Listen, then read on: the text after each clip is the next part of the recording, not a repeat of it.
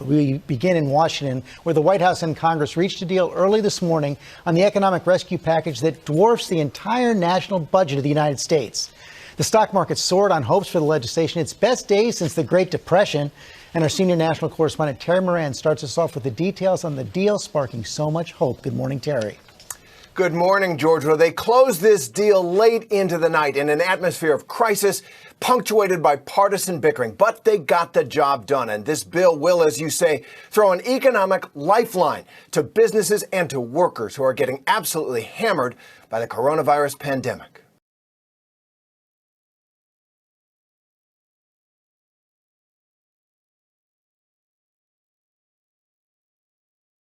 We've got some breaking news to bring you, and it's to do with the Prince of Wales. He has tested positive for coronavirus. We're told that he is displaying only mild symptoms, but otherwise remains in good health. That's according to Clarence House.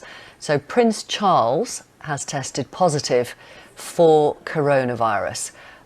Mild symptoms, which is worth remembering. The scientists said, well, it feels like weeks ago now, it's probably only last week, that 80% of people who get coronavirus will only have mild symptoms. But Prince Charles has obviously been tested and he has tested positive.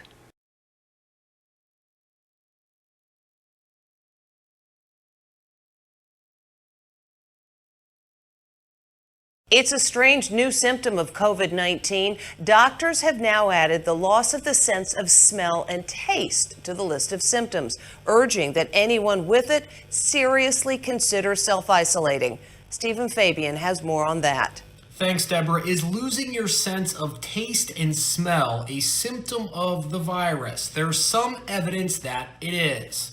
Aaron Tveit, who played Danny on Grease Live and co-starred in Les Mis, says, "One thing I have been experiencing is the loss of taste and smell, which I think is a big sign for people who are otherwise asymptomatic."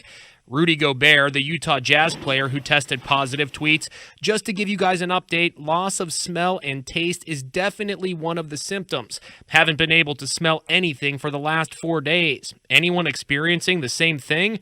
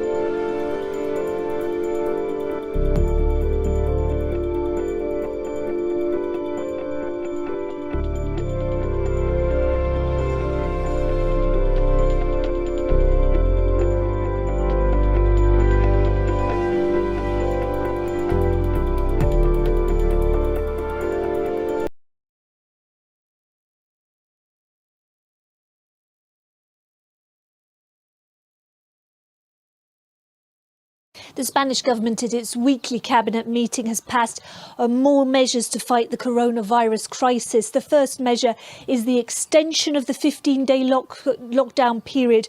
Spaniards were due to be released from the lockdown period at the end of the month, but they will have to stay in their homes until April the 11th. That measure will be passed before the Parliament tomorrow. The second measure passed by the government today at the cabinet meeting is the 20 billion euro credit line to banks. The idea is that those banks will pass on credit to ailing small businesses and self-employed people who are being directly affected.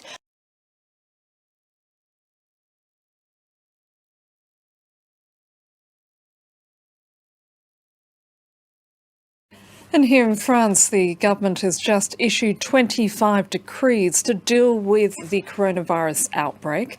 They say that we are now facing a war economy. Those decrees including setting aside €1 billion to help small and medium businesses stay afloat, while a series of protective measures to ensure both the unemployed and disabled continue to receive benefits.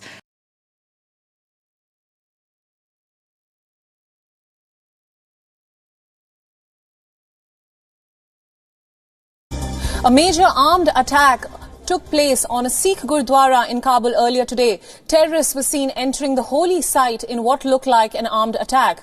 The Afghan government has blamed the Haqqani group for the attack, saying that the Indian mission in Kabul was their target. They failed to attack the Indian mission and so mounted an attack on the Gurudwara. 11 people have died in this attack. The Gurudwara was located in the Shore Bazaar area in Kabul in Afghanistan. There are preliminary reports that the suicide bombers are currently fighting with the security forces, and special forces have arrived at the site with gunmen.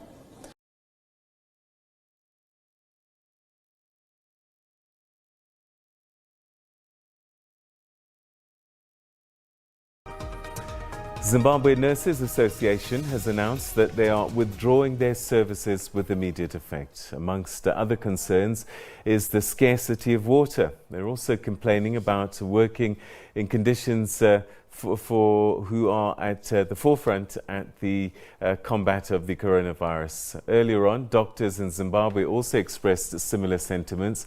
The Zimbabwe Allied Workers Union also withdrew their services at the Robert Gabriel Mugabe International Airport in Harare, citing possible exposure to the COVID-19 coronavirus.